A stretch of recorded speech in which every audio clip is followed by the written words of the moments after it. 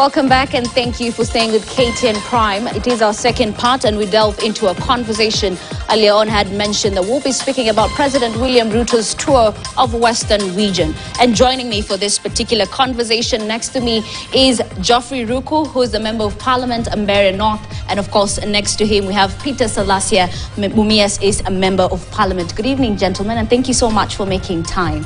So I'll start with the latest news. And of course, today we've seen the National Cohesion and Integration Commission who has written to the DCI seeking the arrest of over 10 politicians over what they term as hate speech. I'll start with you, Mheshimiwa Ruku. I mean, this is just, let's say, 3 years into this government, and we're already seeing, inflammatory remarks left, right, center. Where will we be come 2026 when we're actually going into the political mode? The provisions of our Constitution, Article 10 of our Constitution, is very clear in terms of the national values as well as the principles of governance. And we should be able to promote patriotism. And when we have hate speech, patriotism is not promoted. The issues to do with the cohesion, the integration of our nation is very critical as far as building a democratic society. Yes, we are all politicians, those who are elected, but there are limits on what we should be saying. And incitement, using, going overboard. And of course, as members of parliament, we are sworn in to protect the Constitution, to abide by the principles or the letter and intent of our Constitution. I am in agreement with the National Cohesion Commission that any leader or any politician who goes overboard should be called to rectify, and where someone goes overboard should be prosecuted, because we have a nation to build, we have a nation to protect, we have a constitution to uphold, all of us as Kenyans, and more so as those who are elected, those who are in the office, and some of these offices, or not some of these, all of these offices we hold in trust of Kenyans. Therefore, I'm supporting the chairman of Cohesion and Integration Commission, that it is important to call out politicians who are going overboard in terms of inciting, in terms of using the language which may not promote the integration and the cohesion of our nation, a language which may not promote the democratic principles of our nation, language which may not promote the letter and intent of our Constitution. Okay, but what Kenyans say is that NCIC has been dubbed as toothless dogs because it lacks the power to prosecute. Do you think it's high time that the 2019 Act is amended, that they're given powers to actually prosecute, not just to, remove a list and then send it to the DCI and wait for arrests? I don't think we need to amend the Act of Parliament which constitutes the National Cohesion Commission for them to have the powers to arrest. The police are there as law enforcers, and they enforce all the laws of our land. One of them is the act that constitutes the Integration and Cohesion Commission. So anybody who goes overboard, we witnessed in year 2008 where politicians of this country were taken to the Hague, and we never saw not even a single politician getting involved in triple crashes of 2008. But what the Hague was saying was some of the politicians were promoting the network. So it is possible to know, to interrogate some of these issues and get to understand who is responsible, and come up with evidence which can hold water in any court of law. So it's upon the many commissions which we have, the institutions which we have in constitution which we have in the country, to do their work as mandated by our Constitution or by our laws. And then it is the work of the police office, National Police Service, to enforce the findings of some of these institutions. So I think we have a lot of work to do as a nation. We need people working in some of these institutions to be more serious, more vigorous, and especially, as you were saying, we are not yet getting into campaign mood or election mood, but by the time we are getting into next year, June, October 2026, June going to 2027, we'll be seeing heightened tensions and people trying to use all manner of language. It is high time this institution will come in full force to ensure we have a nation to protect. And we have a future to give to our children and our grand and great children. Okay, Mheshimiwa Salasia, coming to you. I mean, this past few months, we've been seeing leaders castigate the youth for different reasons. But then at the same time, the same leaders are using words that are not respectful, others in front of the president. I mean, you cannot tell me to do something, yet you're not doing it. Let's talk about that as a leader. I think the moment we decide to suspend the constitution, then we find ourselves in such a situations, because you realize that most of these people who are full of hate speech are the people who are in government. Because like, look at this moment, you find like most of the people who are doing politics, most of these politicians, they are those who are in government, and they are speaking. If you speak anything that maybe doesn't resonate with the government, then they mark you as the enemy of the institution. Look at most of the government institutions have collapsed. You look at even the parliament itself, as we speak right now, it is the first time in history that you can find a Speaker of National Assembly that is now in all rallies of president, talking about the agenda is like an extended hand in the government, of the executive. So you look at what is happening today with what is happening with the judiciary.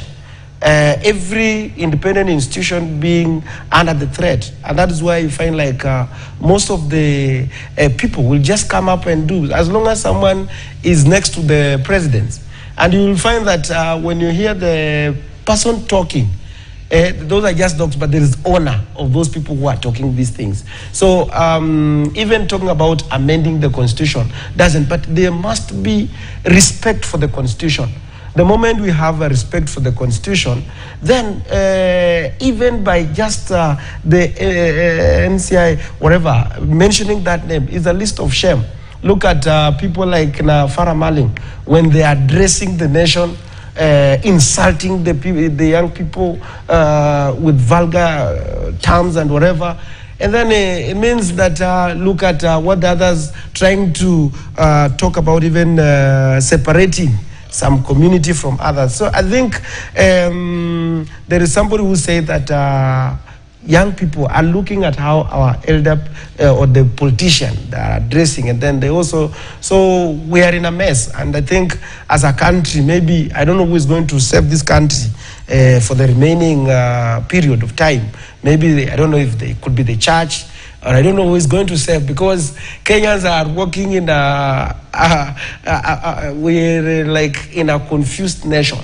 No rule of law, no constitution. Everybody's just doing his own things.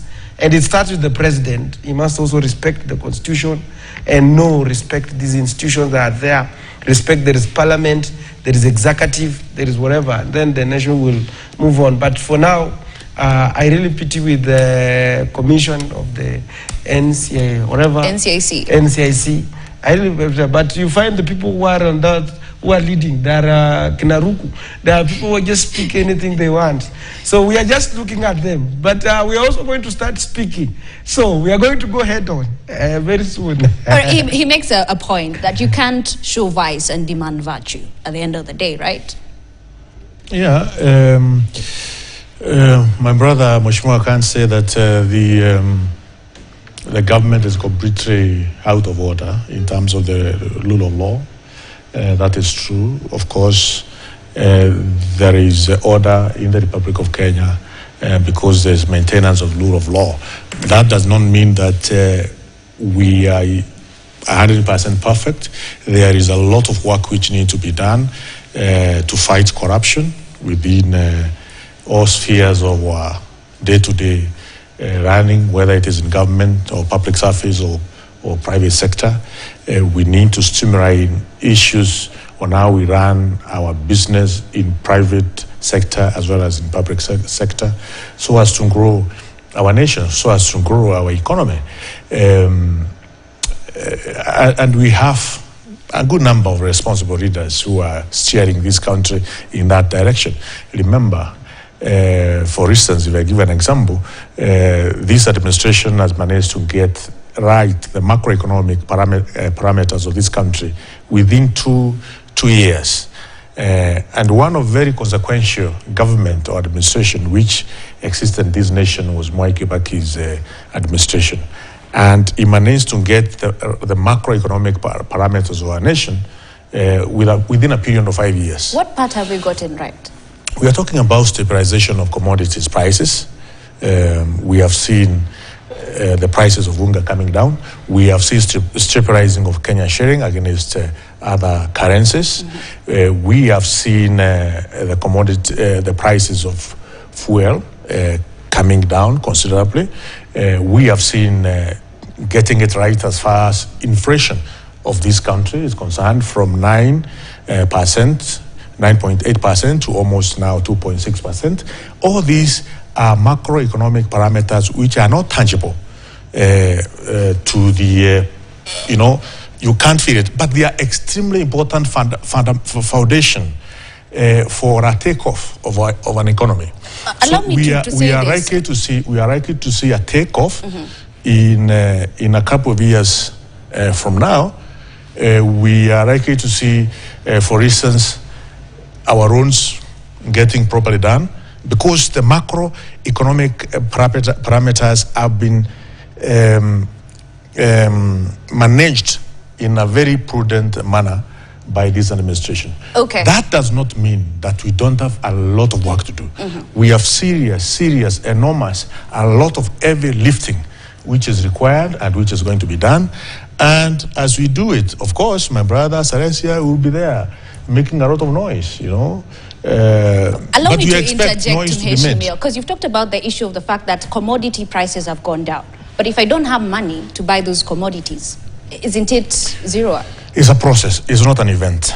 It's a process, it's not an event. And that's what I'm saying. First of all, is to get the macroeconomic parameters right so that you can have that money in your pocket. Okay? When I give you an example. Mm-hmm. When the Kenya shilling stabilizes against other currencies, against US dollar, against euro and other currencies, it means those businessmen who are importing goods from other countries, they will be able to import more goods in a cheaper way. That means they will be able to sell their merchandise in my town, Chicago, in a cheaper prices. That means if I have 1,000 Kenya shilling in my town, Chicago, I will be able to buy more goods using that 1,000. That way, you'll be able to, the people in our town centers, they will be able to feel that their 1,000 or 100 shillings or 500 shillings can be able to buy more basket of goods because of stabilizing one of the macroeconomic parameter, and that is the exchange rate of our currencies. Right, okay? But you're forgetting. That's just an example I've given. Okay. But now, once you get it right at that stage, there are many other factors now which you lead into ensuring that people feel the effect of the work which has been done. And that, and another example I will tell you, when Mwai Kibaki was leaving his administration, Kenya started feeling the effect of what the hard work which has been put by the President Kibaki when he had served 7-8 years. Remember, he dismissed all the cabinet secretaries somewhere 2005. Because it was total chaos. Remember this time even Uhuru Kenyatta came out and said President Kibaki is hands off, legs off, I don't know what off, because things were very bad. Kenyans could not be able to see tangible things which his administration was working on. It's the same replica of what is happening at the moment, that Kenyans are not able to see exactly what President William Ruto and his administration is doing. But I can assure you, in another 3 years, Kenyans will be able to see, oh, we were in the right direction, but we could not be able to see it. Okay? Okay. But as far as macroeconomic parameters of these nations are concerned, by now, they are solid on the right direction. Okay, coming to you, Mheshimiwa Salasya, I mean, he has mentioned that there's a lot that needs to be done and they're not perfect. But then you're forgetting that this is the same government that is not for criticism. I mean, you faced an uphill task just early this week, trying to convince the president that his advisors are misadvising him. So if you, a leader, cannot get through the president, what about us Kenyans? I think there is a very big problem, and I want to correct Honorable Rook here on what he's trying to say, that they have been able to manage or to harness and got it right, the macro economics of this country. Number one, you find that out of 10, you find that the Kenya Kwanza or broad-based government have, if you have to ask me that in terms of rating, you'll find that it's maybe 2, because everything they have interfered with the system. And anything, there is nothing in the system that is working in this government. Ask myself why. Look at the way they have mismanaged the healthcare system. Look at the way they have mismanaged the education system. Look the way they have mismanaged even the security way, the security system. Look even and it fails because there is no any stakeholder consultation that these people they are doing. Is talking about a macro, like the inflation coming down. But you ask me, you ask a question. If you ask for maybe the past 3 years, we have not faced as a country serious called the no rains when we do not have rains. Drought. But the drought, yeah, we have not faced that challenge as of now. We have not faced even like during that time of Uhuru, when we were during the country was under it was locked because of the corona. But you ask yourself, they are talking about unga. What is unga? You ask yourself, look at they are talking about the affordable housing. People are been there in the real estate, been building houses and doing everything. But you were talking about the affordable housing. They increase the prices of the cement all the way. The cement was about like 700 shillings. Today we are talking about 900 and something. You talk about the prices of steel. These are the chuma and whatever. It has tripled the price of steel, and then talking about every time they're talking about affordable housing, and they're putting in money. Look at that. Look at how they are talking about the healthcare system, how they have interfered with the old system called the NHIF. They brought it without involving the stakeholders. And now they're trying in their scenario. When I tried to tell the president that he has to employ me to be his advisor, personal advisor, and he has to pay me because they are paying those people billions of shillings, but there's no results at all. And then when he woke up and told me that I have experience of 2 years in politics, so in that one alone, it means that these people cannot listen, they cannot learn. And look at even somebody like Trump. Trump was the president. He was only 2 years in experience in politics, and he won the election. Okay. Now, my question is this. When they are saying we are talking about the SHA, let me just try to demystify this issue called the SHA. Mm-hmm. The SHA, they will tell you that they tell you that SHA is working. SHA is like now a pyramid scheme. Because you ask yourself, they are talking about some of the things that you will learn from the SHA, and they will tell you the ICU bed. The SHA provides only 4,000 a day. Which ICU bed will be given by 4,000? That is like they don't understand. MRI, you know. So what we are trying to say, and then they go to the platform, they tell people to register. They go to tell people to register. All these, it's just a failure. And by the way, they're not going to get it right. When you go to the ministry, they don't know even the service provider, like those insurance companies. They don't know who is to consult. They only know Safaricom. They don't know. So people that are there, it's just a scam. And it is, even if we finish 2 years, there's nothing like SHA that is not going to work. Look at even the education. They brought in the new model funding. When we used to tell them this model funding is going to fail, right now the students are doing the exams with arrears. There's no, it was even, they didn't go through the whatever. The court even quashed it. Okay. So everything has failed in this government. Everything is failed.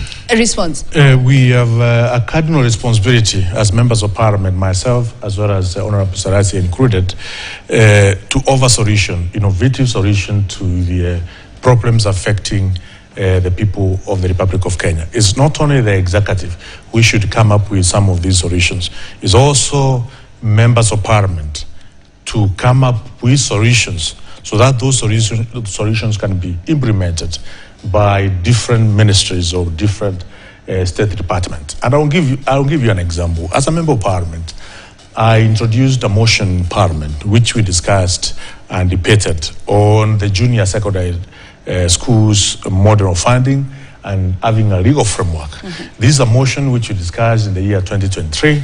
We passed in large numbers as members of parliament, and that's why through my motion we have junior secondary school domiciled in each and every primary school in the Republic of Kenya. Remember, before then, the Minister of Education and suggesting that some of the primary schools in the Republic of Kenya would not have the junior secondary schools. And also, I moved another motion, a motion of adjournment as far as the new university funding model is concerned, where even the Minister then of Education came to Parliament. We organized a Kamkuji so that we can be able to iron out the issues to do with the funding model, the university funding model. And that is where the decision was reached, that it doesn't matter whether you have been given, awarded the scholarship or you have been awarded help. Any Kenyan student who has been admitted in any public university to report to the university with fees or not, with an ID or not. So there are solutions which we can... But is it working? Yeah, that's what is happening. There are solutions which we can offer as members of parliament. Our work, if you don't agree with the way, let's say the president is running the government, you have a premium platform called the National Assembly, a premium platform called the Senate, where you can go with your innovative solutions, because we have problems which we have to solve as people of the Republic of Kenya. And we have been put in that platform, by Kenyans to go there, not to lament on a daily basis, but to go and offer innovative solutions. So what's your solution to SHA? If as a member of parliament I'm there just to lament without offering a way forward, then I'm failing as a people's representative. SHA, it is not perfect. We have not managed to get it properly aligned. And remember, we have seen Mutahi Kagwe coming back to government.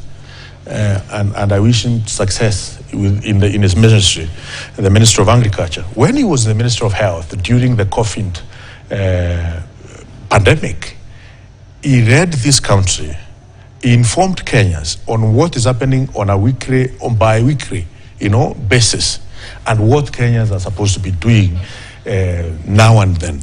We expect the minister in charge of health today to be leading, to be telling Kenyans on a weekly basis how the effort which they are putting in terms of aligning the SHA properly. Because it is true, I've been contacted by some of my constituents who have gone to hospital and they have not been able to be treated through SHA because of one reason or the other. For instance, I was contacted by someone who has gone through cancer treatment and our policy was exhausted. Okay? But now, there is a problem as far as within the Act, the SHA Act, there is a chronic diseases fund, which has not been resourced up to now by the Treasury. So there's no money to pay to some of these chronic diseases. And it is upon us, the members of parliament. So then why start? It is upon us, the members of parliament, who are okayed money to ensure through supplementary budget, which is coming in February, to ensure the chronic diseases fund has money. It is me and Honorable Sarashi here to go to Parliament and ensure we allocate money to that fund. But when we stand and start shouting and telling Kenyans how we are helpless, we are cheating Kenyans. Myself and him. Okay. We have a responsibility. Let him respond. Let me tell you, if you want to know that these people are scammers or there's just scams, you know, you ask yourself, when they were very fast to switch off the NHIF, they didn't have the proper transition. You remember even when the country was to undergo through the transition to the devolved functions, they had to set a team, the transition, that was there to help until the counties were able to stabilize. You ask them, they decided to say that SHA is closing. Now they are moving everywhere on the roof of the, SHA, you go and register, it's free of charge. So if you are telling these people to register, look at this scenario. And we are in a capitalism country, and this one has to be on record. We are in a capitalism country. We have those people who wake up in the morning at 5 to go and work. And these people, they work hard so that they can also enjoy their lives. These people are being, like recently when I raised this matter, the Speaker of the National Assembly said that I have no right to go and speak about the SHA thing because I'm not eligible to use the SHA because I have an insurance policy that is paying. Now, as a leader, I also have the responsibility to know how the SHA thing is doing. Because we cannot, like, for example, as we have our policies that we are using, and then we subject other people to suffer. Look at this scenario. We are being charged, and then we are the people who are being charged. Like for me, for our case, we are being charged like about 27,000 or so. Now, if I'm being charged, and that money is supposed to be subjected to the SHA, then the Speaker is saying that I'm not supposed to ask about it. Then that one you'll find like it's a problem.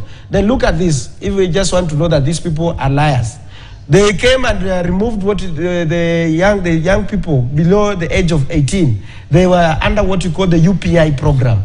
They were being treated. They removed this thing about 2 years when they just entered into the leadership. They removed it. They removed Linda Mama. And then they subjected, then they later on come and removed. Then when they were closing this NHIF, they never gave the report to the people who are contributing. What is the essence of an insurance program? It's a pool to bring these resources together. So what this gentleman is not telling people is that when they were switching off the NHIF, what is the audit report that even brought to the parliament, and people could have debated and said that out of this is the billion of money that were left by and given to the SHA. Now they are telling the people that now we are want to go and pass another money supplementary so that now we can come and take care of the chronic disease. Then you find that these are confused people. They don't understand what they are doing in government. And when you ask them, they say that we are junior in leadership. Then maybe I can think I can even run for president and meet William Ruto and send him home. Because I can see. All right. Plus Ruto, Ruku, if you're not going to change, go and endorse somebody in your constituent. All right, let's stick to the point. And even when he says about parliament, the parliament that is talking about is very useless because it is not independent. But you're part of that parliament. No, it's independent. You see, he knows there is a problem, but he cannot say it out openly. All right, let's just finish the issue of SHA. Let me try. Independence in all right, let me try rephrase whatever he's saying, yeah? So if you have a child, if Yes. you have a spouse or a baby mama or whatever, you have a child coming, ideally you'll start preparing, buying clothes, buying a crib and all that, so that the day that the baby is delivered, you have everything prepared. What we saw in SHA is, once the baby was delivered, is when the government is now rushing to prepare.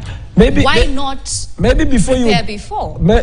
You know, we are arguing as if we are discussing these matters as if SHA is 100%. It has 100% failed. Okay. That is not true. What we are saying is there are those who have been treated through SHA and their bills paid by SHA, and there are those who have been treated up to a certain stage, and then moving forward, SHA is not able to continue paying the bills for one reason or the other. At the moment,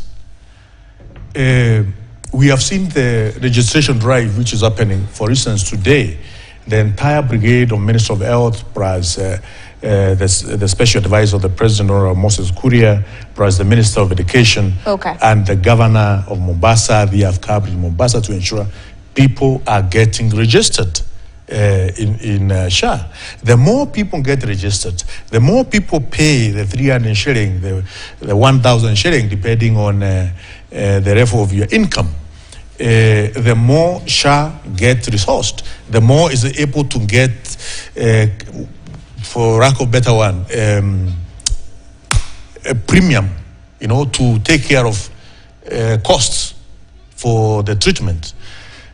So moving by the time we are getting to June with the registration drive which is happening across the country, we members of parliament, we should also encourage our constituents to continue registering and paying whatever they have been told to pay, 300 shilling, depending on the levels of income. But do you by the time we get to June to December this year, then it will be in a position that SHA can be able to pay for all medical issues. This is and as I've said, and my brother here is trivializing the matter, is that some fund constituted by the Act of Parliament, which we passed in Bunge, which he passed in Parliament, there is no resources because of the payment premiums which has been happening so far. Remember, NHIF, only 2.7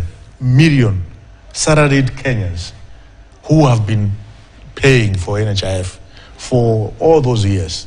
But we want all Kenyans, the 50 million of us, to participate in this process.